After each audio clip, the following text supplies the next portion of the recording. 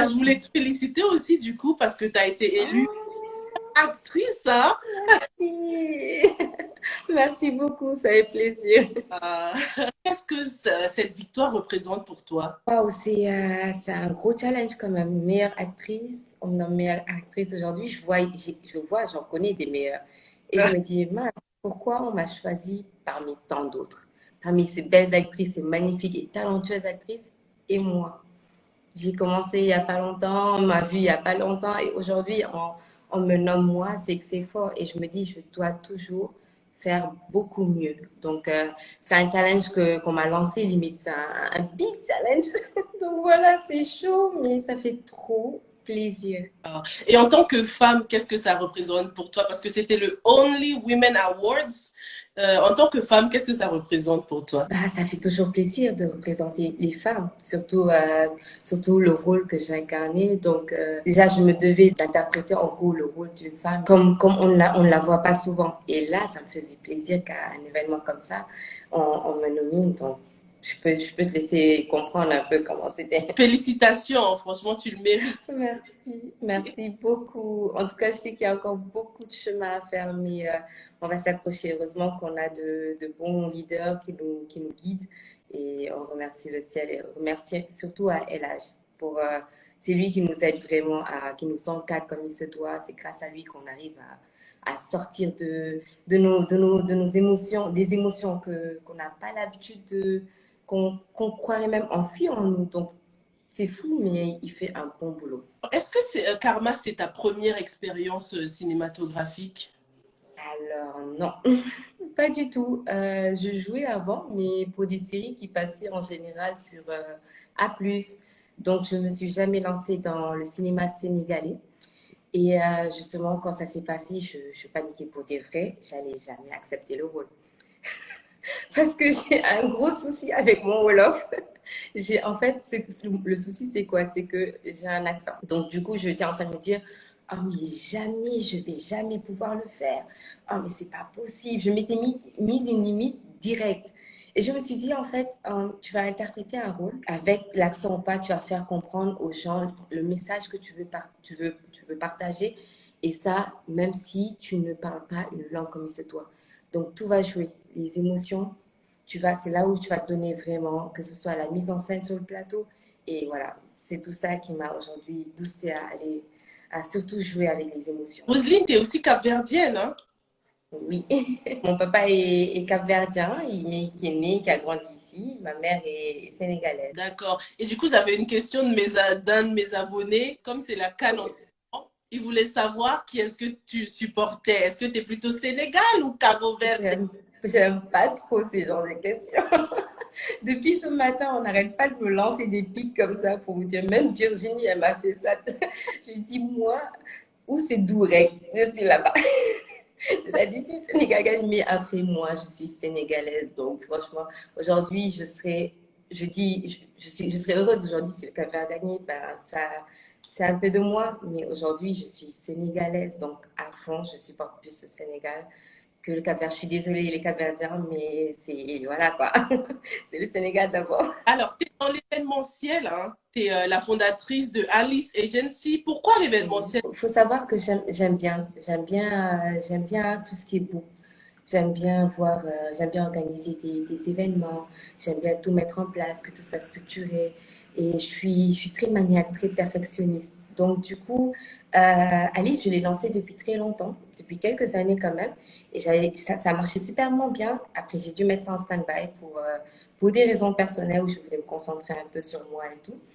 Et voilà, donc là, j'ai relancé ça et j'ai vu que je pouvais approfondir ça. Donc, en gros, nous, on s'occupe de tout ce qui est décoration d'intérieur. Je m'y mets parce que j'adore la déco. On est tout ce qui est accueil, c'est-à-dire placement d'hôtesses ou d'hôtes. On fait aussi des placements d'orchestre, que ce soit des lives ou des demandes de mariage ou anniversaire, whatever. Des trucs comme ça. Donc, tout ce qui est tout mignon. Les abonnés voulaient savoir aussi un peu ton parcours. Est-ce que tu as appris des cours de cinéma, des trucs comme ça? Ils m'ont beaucoup posé. Non, j'ai jamais pris de cours de cinéma, mais dis-toi que j'ai toujours voulu en prendre. Je me rappelle au début, petite anecdote, je me rappelle au début quand je passais vers le Grand Théâtre. Au début, j'étais certaine que c'était un truc de cinéma où on formait des acteurs et tout. Donc, je passais tout le temps avec ma mère, je lui disais, je suis pressée qu'ils finissent ça, comme ça je vais m'inscrire et tout.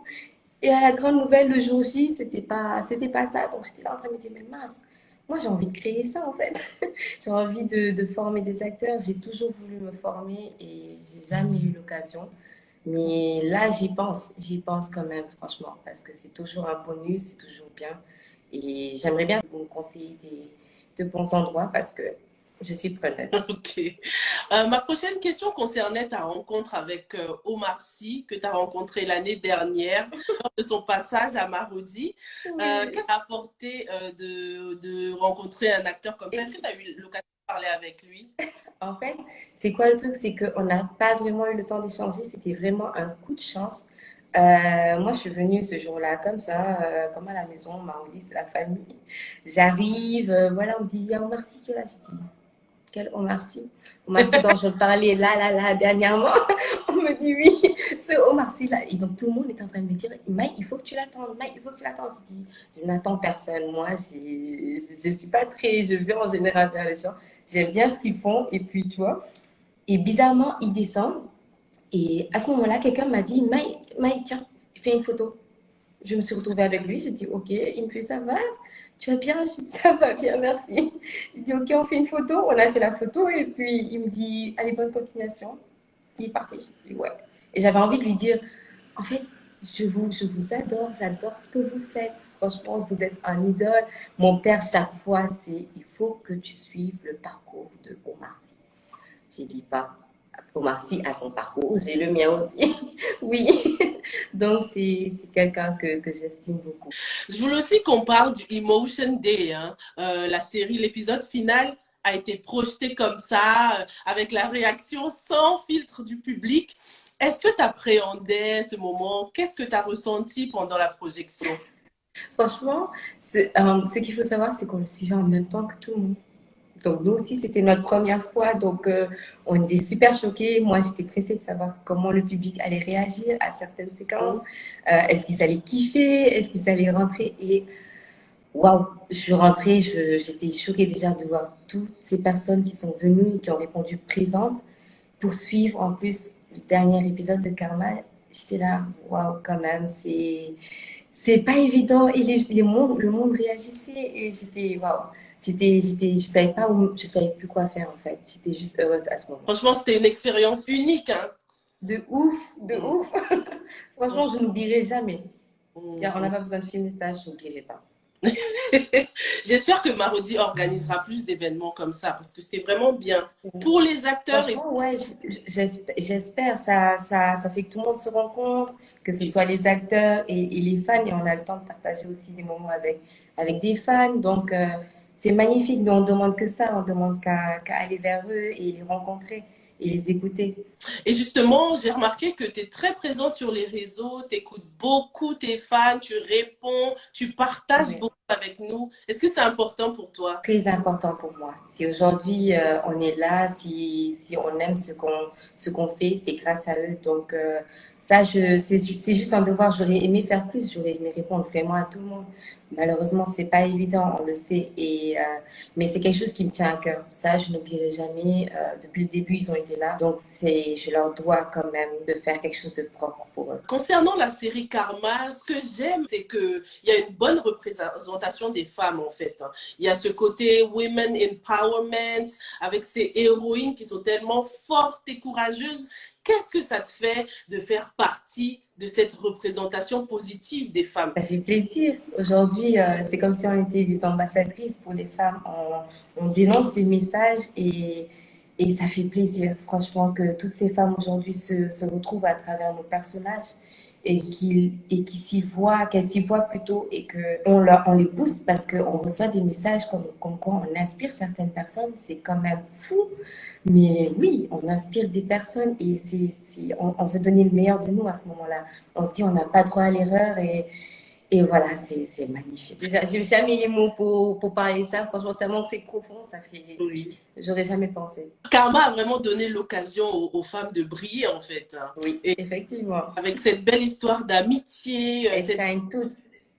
évolution des personnages aussi, on a vu à Exact. quel point Maï, elle a tellement évolué, elle a su gérer sa carrière, elle a su Mm. gérer les coups de la vie, toutes ces choses qui nous rendent humains et meilleurs, nous rendent meilleurs en tant que femmes ou humains tout simplement, hein. Bah Toi, oui. qu'est-ce que cette série a changé en toi, personnellement et aussi en tant qu'actrice? Alors, personnellement, je vois Maï est une femme très, très posée, très Mhm, carrée. Et moi-même, franchement, je la respecte. Elle m'inspire beaucoup. C'est une mhm. femme qui m'inspire, assez ambitieuse, assez battante. Et pour ça, c'est ce côté que j'ai pris de Maï et que j'ai dit ça, j'aimerais bien terminer, j'aimerais bien être comme ça. Donc, je me dis, ce sont des petites choses de tout un chacun plutôt que je prends et que je dis, voilà, ça va me parfaire et je vais être la personne que je voudrais être demain. Et en tant qu'actrice, quand même, j'ai vu, des fois, je me disais quand même, Maï, elle est un peu chiante. Elle est un peu trop carrée sur les bords, elle me saoule. Donc, des fois, on me disait de faire quelque chose pour le personnage et j'étais là, non, Maï ne doit pas flancher. C'est-à-dire, Maï, elle représente une femme modèle, elle peut pas se permettre. Et je me disputais des fois avec elle, je lui disais, en fait, elle, je peux pas me permettre de faire un truc comme ça parce que Maï, c'est une femme modèle. Il me dit, hé, il faut qu'à un moment donné, on sait parce qu'il y a ça. Je dis, d'accord. Je dis, mais pourquoi je pourrais pas le dire comme ça? Parce que il me dit, mais toi, tu es à fond dans ton rôle. Mais oui, en fait, j'essaie de. Il faut que Maï soit la femme vraiment modèle. Justement, le personnage de Maï, quand tu le joues tellement bien que parfois on a l'impression que ce personnage te ressemble dans la vraie vie. Est-ce qu'il y a On des me dit valeurs souvent ça. par ce personnage? On me dit souvent ça. On me dit souvent, mais tu ne joues pas. Je pense que tu es comme ça. Je dis, par contre, ça, non. Je joue mal. Quand je me donne des journées en train de jouer, là, vous dites que je joue pas, c'est quoi alors? Non, mais en fait, je joue parce que je suis pas du tout Maï. C'est bizarre, mais je suis pas du tout Maï. C'est vrai qu'on a beaucoup de points en commun, mais elle est grave différente de moi. Et c'est un exemple, mais c'est pas moi. Moi, je suis très folle, je dis ce que je pense, c'est vrai. Maï, c'est vrai qu'elle est un peu carrée. Bon, c'est mon cas des fois à certains moments, mais sinon, je suis une folle, quoi. Je sais pas. Elle est trop. Maï est vraiment dans les détails. Il faut jamais dépasser ça. Et franchement, c'est une femme qui inspire, quoi. C'est pas mon cas encore. Et est-ce que tu penses que les femmes comme Maï, ambitieuses, indépendantes, intelligentes, est-ce que tu penses que ces femmes-là peuvent parfois intimider les hommes? Bah oui. Aujourd'hui, un homme qui voit une femme qui n'a besoin de rien, qui est indépendante plutôt, qui a sa stabilité, qu'elle soit financière ou dans tout d'ailleurs, ça fait réfléchir un homme. C'est-à-dire aujourd'hui, n'importe quel homme, je pense, ne viendra pas t'aborder comme ça, sachant que toi, tu es assez carré, tu es mûr, tu sais ce que tu veux, tu sais où tu vas. Donc oui, je pense que ça peut faire flipper quand même. Et par rapport au mariage maintenant entre Lamine et Maï, au-delà du problème de communication, hein, j'ai l'impression qu'il y a aussi un gros problème de vulnérabilité en fait, hein. J'ai l'impression que ces personnages ont parfois du mal à se laisser aller. Que ce soit Lamine ou Maï, hein, Maï, on a l'impression qu'elle demande le divorce, pas parce qu'elle n'aime pas Lamine, hein, obviously, mais plutôt parce que peut-être son ego a été touché, C'est tu ça vois. en fait. À ton avis, pourquoi est-ce qu'on a souvent du mal à être vulnérable comme ça? Des fois, je vais dire que c'est l'ego. Je Mhm. crois que des fois, on se cale tous sur un ego et que chacun est persuadé que ce qu'il fait ou ce qu'il pense, c'est ça. Et je pense que ça empêche la communication. Donc, en gros, chacun se cale sur ce qu'il a à savoir et après, on se dit, moi, en tout cas, je fais ce qui me vient de droit. Alors que c'est pas ça. Des fois, il faut passer outre, il faut savoir communiquer. Et le problème de Lamine, justement, c'est que il n'acceptait pas, si on se souvient bien, il n'acceptait pas que j'aide la famille. Pourquoi? Par ego. Parce qu'il voulait juste pas, parce que c'est l'homme de famille, c'est lui qui doit, c'est lui qui doit. Alors que non, dans un couple, si vous êtes deux, donc vous pouvez vous aider à deux. Vous êtes un. Donc, vous grandissez ensemble. Donc, l'homme peut aider tout comme la femme. La femme ne peut pas être là et regarder son homme flancher. parce que c'est un couple, donc c'est très important ça. Je regardais un peu les commentaires. Il y a Charles de la série Karma qui nous dit Hello Olivia Pope. Et je trouve que Il me fatigue. Il m'appelle comme ça, il dit que je ressemble à Olivia Pope. C'est vrai que je ressemble à Olivia Pope, Sylvia. c'est trop. Eh, j'avais même pas pensé, c'est lui qui vient de me.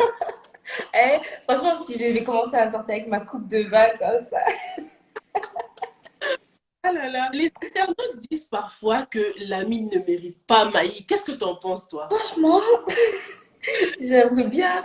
L'ami, des fois, à des moments, je dis que c'est difficile. Est-ce qu'il mérite vraiment mal? En fait, je peux dire que c'est vraiment un amour de jeunesse. Ils s'aiment, ça, c'est évident. Ils ont duré ensemble, ils ont fait 8 ans quand même. Mais est-ce qu'il la mérite? Lamine est dans des. Lamine Dal, il est trop cachotier en gros.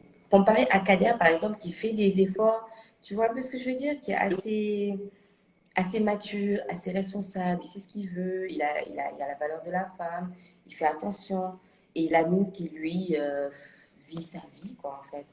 Pas assez mature, donc je sais pas. Je sais pas, mais juste pour l'amour, vu que l'amour triomphe toujours, franchement, c'est Lamine. Mais sinon, dans son comportement, là, j'aurais revu. Alors, par rapport au problème de caste, on a déjà vu beaucoup de séries et de films qui traitent ce sujet-là. Qu'est-ce qui fait la différence avec la série Karma et surtout avec ces personnages-là de Lamine et Maï? Alors, en général, dans toutes les séries, on montre souvent que les castes ne peuvent pas se marier ensemble.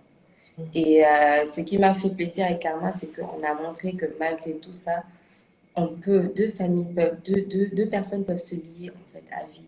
Et que le père a finalement renoncé à ça et a compris qu'en fait, nous avons un seul Dieu, nous partageons le même Seigneur et que ce n'est pas une différence de caste en fait qui devrait séparer deux personnes. Donc C'est ça. voilà. Belle réponse. Et je trouve aussi que, en fait, les personnages de Lamine et Maï sont tellement jeunes, sont tellement relatable. On arrive à s'identifier. Et c'est ce qui rend cette histoire de caste encore plus personnelle. Je pense que c'est pour ça que beaucoup s'identifient à ces personnages-là Ben aussi. oui, surtout qu'ils aiment le petit couple Maïlami. Bah Donc oui.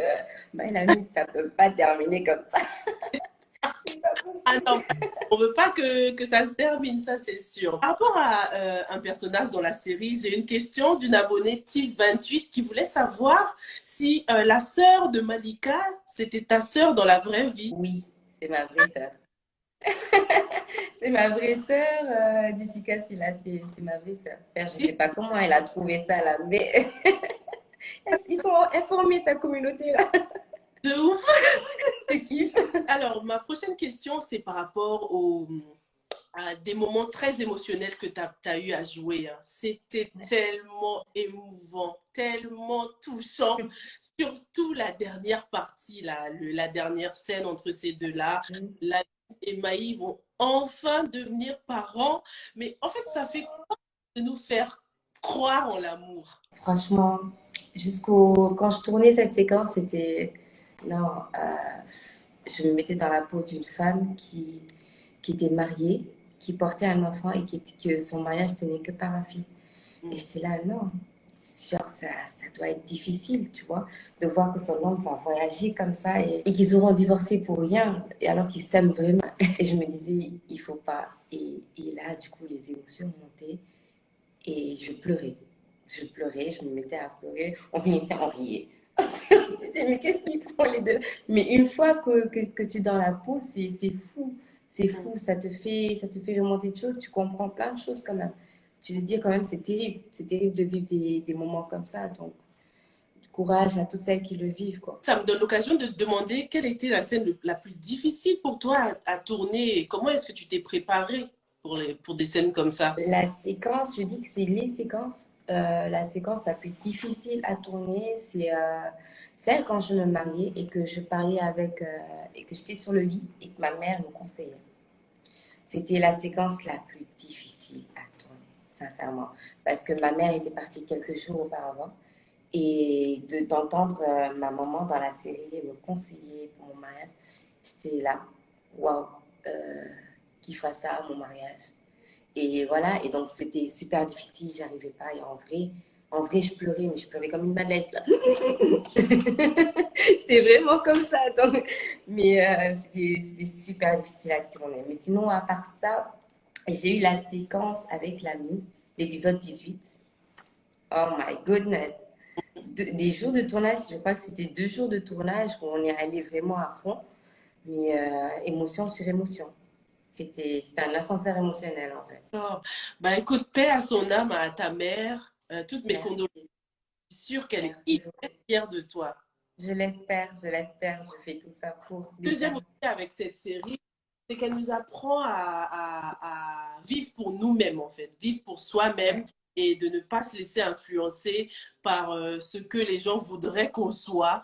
Est-ce que c'est un principe que tu appliques dans ta vie personnelle? Effectivement, moi je me dis que je suis ce que je suis. Ok, j'ai mes valeurs, j'ai mes principes et personne ni rien ne pourra me faire changer ce que je suis.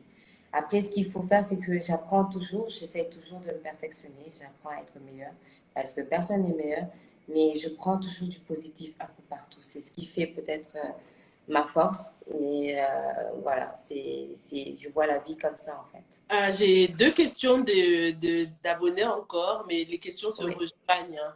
La première, c'est d'après toi, est-ce qu'on doit tout pardonner comme Day-Marie l'a fait? Et la deuxième, c'était, est-ce que pour toi, le divorce est nécessaire en cas d'infidélité? Alors, est-ce qu'on doit tout pardonner?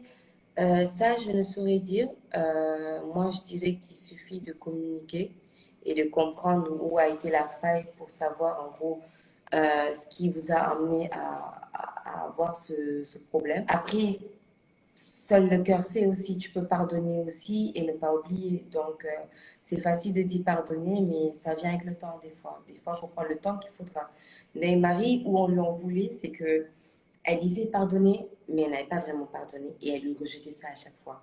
Une fois que tu décides de pardonner, tu pardonnes vraiment et tu tournes la page.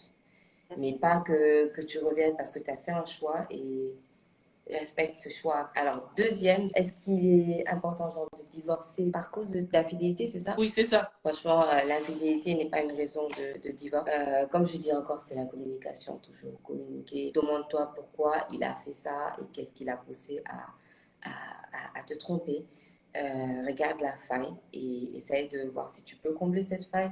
Si jamais l'amour est toujours là, bien sûr, et le respect, parce que c'est la base. Et si c'est toujours là, je pense qu'il suffit de communiquer pour voir et corriger tout ça. Si jamais ils le veulent tous les deux aussi. Merci, j'aime beaucoup tes réponses parce que c'est des questions difficiles, hein. Il faut vraiment être dans le...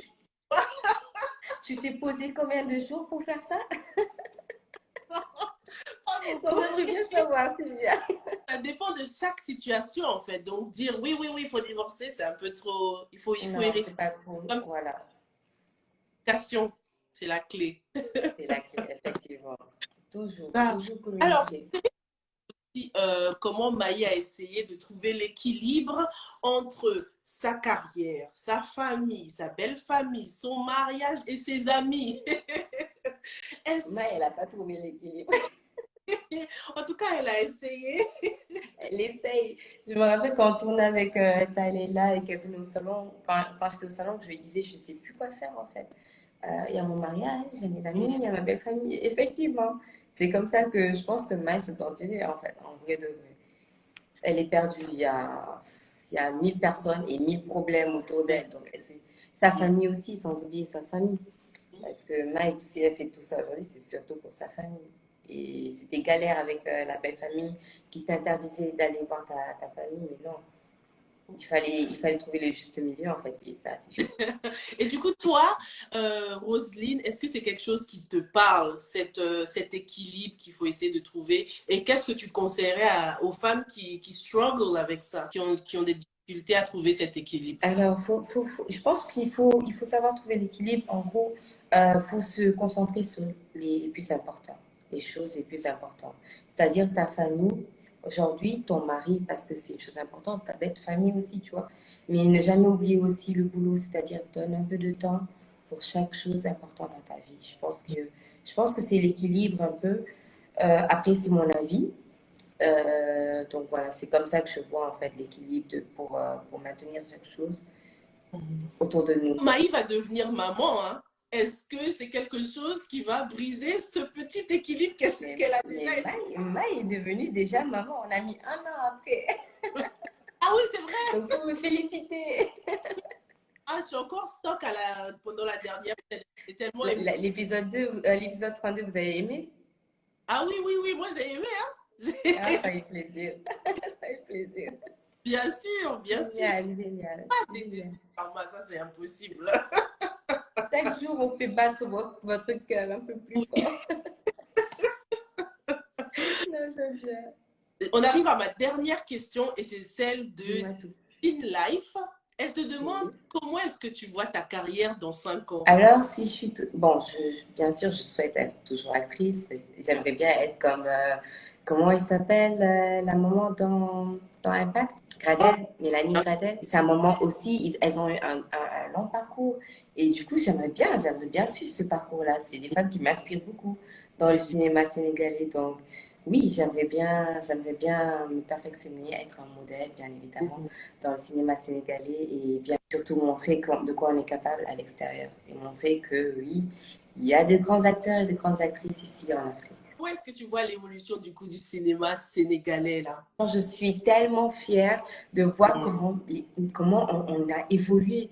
Aujourd'hui, quand je vois le cinéma sénégalais, je dis, waouh, on a quand même contribué à ça aujourd'hui. C'est juste pour que ce soit qualité d'image, les sons, qualité de son, les acteurs, surtout, les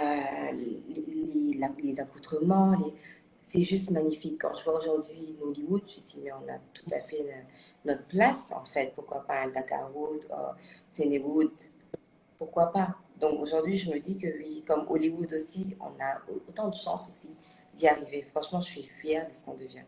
Et je sais qu'on ira très loin, par contre. Je sais pas pourquoi, mais je suis certaine. Moi aussi, j'en suis certaine. Ouais, certaine. Il y a trop de bons acteurs ici en Afrique, c'est abusé. Bien sûr, of course. Ah oui. Ouais. Merci beaucoup pour ton temps. Je vais pas te Oh, merci à toi, Sylvia. C'était un énorme plaisir de t'interviewer. Plaisir partagé. Merci à toi, franchement, parce que merci pour cette interview, merci pour ce live, merci à ta communauté qui nous suit aujourd'hui. Et ce fut un plaisir d'avoir échangé avec vous. Merci. Et continue comme ça, on suit tes analyses à fond. Merci, merci beaucoup. Bon courage pour la suite. Hein. Merci à toi aussi. On t'embrasse fort. Bye. Bisous.